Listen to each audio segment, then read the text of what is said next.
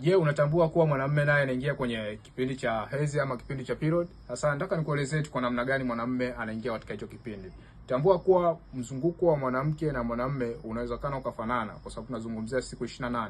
Kwa hiyo mwanamume naye anakuwa na hizi siku 28. Kwa hiyo unapojiona kile kipindi cha siku 28 unapata ile hamu ya tendo, jua kwa wewe mwanamume pia ndo tunazungumzia ni kipindi ambacho wewe unaingia kwenye nini? Unaingia kwenye period. Kipindi hicho mwanamume anakuwa akiwa na mwanamke ataanza kuzungumza yale maneno ya kumvutia yule mwanamke ili kuweza kufanya aweze kuwa na kihisia ya kuweza kushiriki tendo na yeye. Lakini pia kuna wengine ambao hichi kipindi hichi wanakuwa kinaanza kwenye siku 14. Kwa wengine itaanza siku 14 mpaka 28 anakuwa kwenye hichi kipindi cha tunaita kama heat period. Kwa hiyo mwanamume naye anakuwa na hicho kipindi kile cha hamu ya kuweza kushiriki tendo na mwenzi wake. Kwa hiyo ukiona unapata hizo hali, jua kuwa wewe mwanamume uko vyema. Ile ukiona katika hizo siku unakosa hicho kipindi, basi tambua kuwa una changamoto ya upungufu wa nguvu za kiume. Kumbuka, mtu ni afya, chukua hatua.